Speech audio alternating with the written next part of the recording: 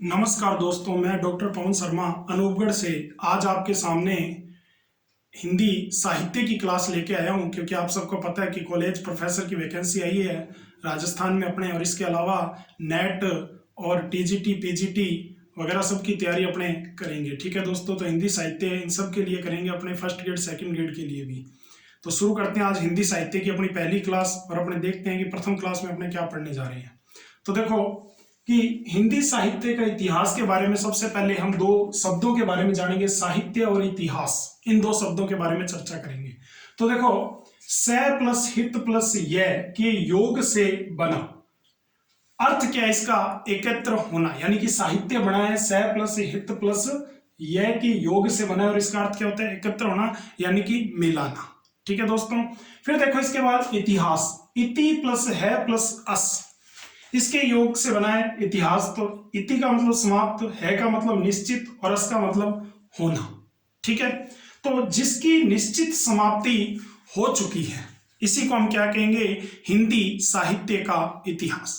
ठीक है, तो दोस्तों ये बात समझ में आ गई होगी। अब देखो इसके अंदर जो हम पढ़ने जा रहे हैं आगे, वो है हिंदी साहित्य का इतिहास का जो दर्शन है वो पढ़ेंगे, और इसके अंदर अपने मुख्य मुख्य परिभाषाएं पढ़ेंगे। ठीक है, तो सबसे पहले जो हम परिभाषा पढ़ने जा रहे हैं वो आचार्य रामचंद्र शुक्ल की परिभाषा पढ़ेंगे। ठीक है, तो आचार्य रामचंद्र शुक्ल की परिभाषा क्या है?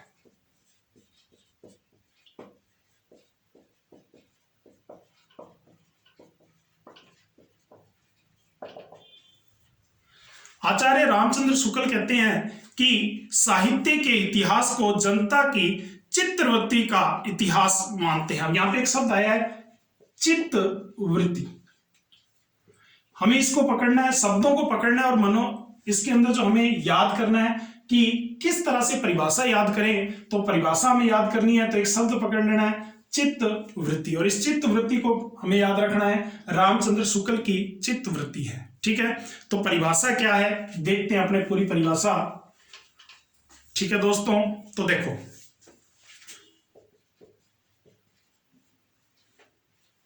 साहित्य के इतिहास को जनता की चित्तवृत्ति यानी कि मनोवृत्ति का इतिहास मानते हैं।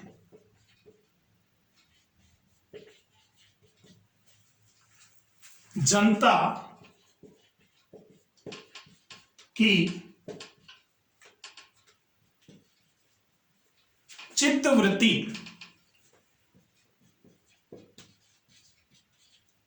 तत्कालीन यानी कि उस समय की परिस्थितियों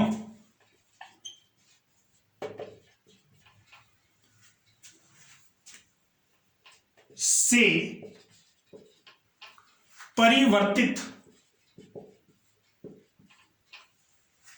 होती है।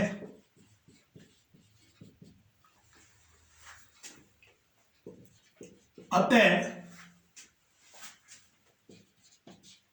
साहित्य का स्वरूप भी इन परिस्थितियों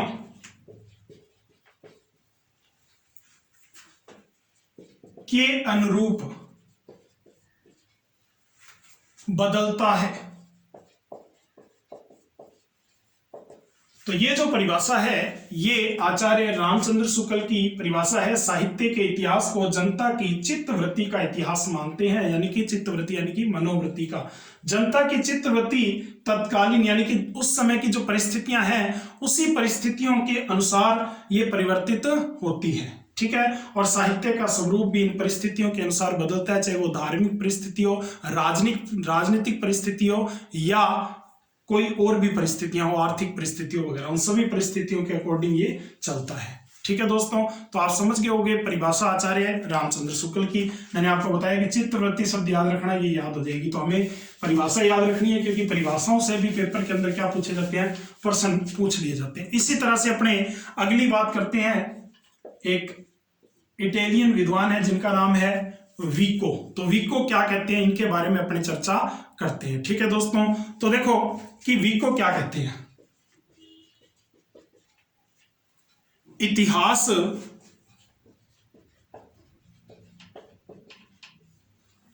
का संबंध न केवल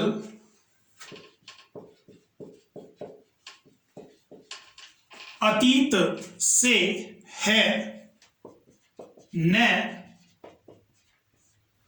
वर्तमान से।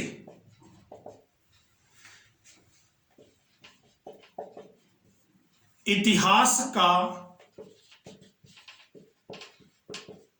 निर्माता स्वयं मनुष्य है, और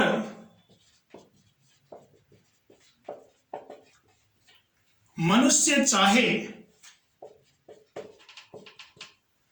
जिस युग का हो, उसकी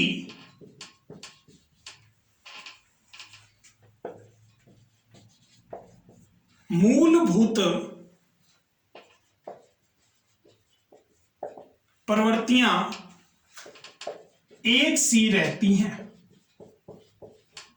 तो देखो कि इतिहास का संबंध न केवल अतीत से बल्कि वर्तमान से है। इतिहास का निर्माण स्वयं मनुष्य और मनुष्य चाहे जिस युग का हो, उसकी मूलभूत प्रवृत्तियां एक सी रहती है। ये परिभाषा विको ने दी है। ठीक है, तो विको ने अतीत और वर्तमान की बात की है, तो इसको आप जोड़ के कर सकते हो कि विको अतीत में भी और वर्तमान में भी। इस तरह से कोई भी शब्द एक पकड़ लो और परिभाषा को हम याद कर सकते हैं। ठीक है दोस्तों, इसी तरह से जो अगली परिभाषा है, ये परिभाषा हमें कॉलिंगवुड की है। कॉलिंगवुड क्या कहते हैं, तो देखो कि इतिहास दर्शन का संबंध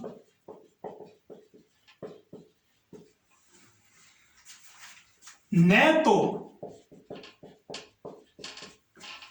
अपने आप में अतीत से होता है, न ही अतीत के बारे में इतिहासकार के विचारों से,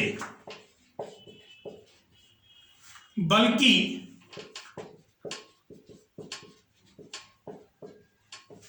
उसका संबंध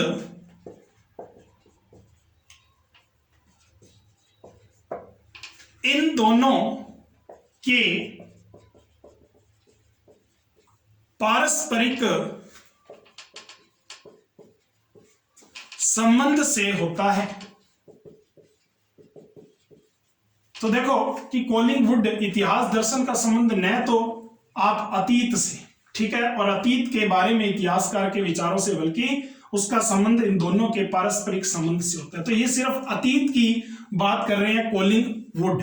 ठीक है, तो कॉलिंग करते हैं अपने, तो ये अतीत में करते हैं, मान लो ऐसे। ठीक है, इस तरह से कोई भी शब्द एक जोड़ के आप इसको याद कर सकते हो। ठीक है दोस्तों, तो इस तरह से कि ये परिभाषा इनकी है कॉलिंगवुड की। फिर देखो इसके बाद जो चौथी और इंपॉर्टेंट परिभाषा है वो है तेन की। फ्रेंच विद्वान है तेन, और तेन क्या कहते हैं, तो देखो तेन ने कहा है यह प्रतिपादित किया कि साहित्य की विभिन्न प्रवृत्तियों के मूल में मुख्यतः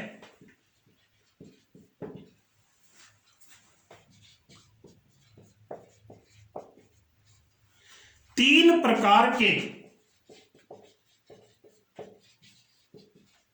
तत्व सक्रिय रहते हैं। अब ये तीन प्रकार के तत्व कौन से, इन्हीं पे बात है इंपॉर्टेंट तेन की।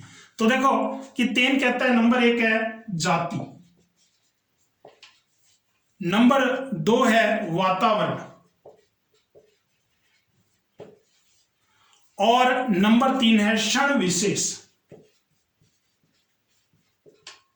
तो जाति का मतलब तो आप समझ गए होंगे कि जो जातीय परंपराओं से संबंधित है, ठीक है, प्रवृत्तियां हैं जो उनसे संबंधित है। और वातावरण जो है राष्ट्रीय और सामाजिक वातावरण शामिल है इसमें।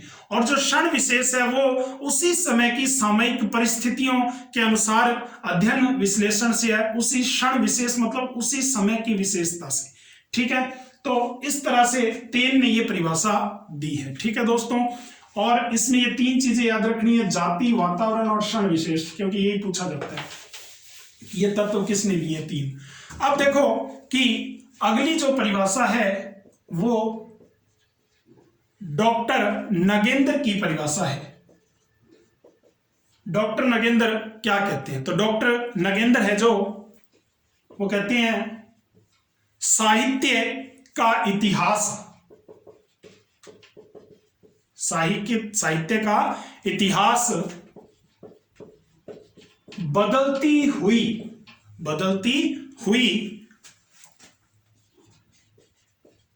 अभिरुचियों और संवेदनाओं का इतिहास होता है, ठीक है, जिनका सीधा संबंध आर्थिक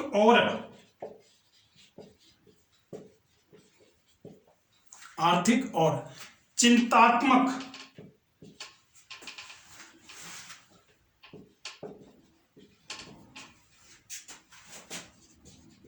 परिवर्तन होता है। तो इस तरह से इतिहास, जो साहित्य का इतिहास है वो बदलती हुई अभिरुचियों और संवेदनाओं का इतिहास है। तो संवेदना और अभिरुचियां डॉक्टर नगेंद्र से संबंधित है। इस तरह से हम इन परिभाषाओं को समझ सकते हैं, ठीक है दोस्तों। तो इस तरह से हमारी हिंदी साहित्य की आज क्लास शुरू हुई है और आगे हम इसको जारी रखेंगे लगातार। तो आप इससे जुड़े रहें और हम हिंदी साहित्य के इतिहास को पूरा करने की पूरी कोशिश करेंगे कि हम इसको पूरा कर लें, ताकि आपके पेपरों के लिए ये कार्यक्रम अच्छा रहे, ठीक है दोस्तों। और ये निःशुल्क पढ़ाया जा रहा है, तो आप इससे जुड़ जाएं, जितना हो सकेगा आपको इसके बारे में बताते रहेंगे, ठीक है दोस्तों। धन्यवाद।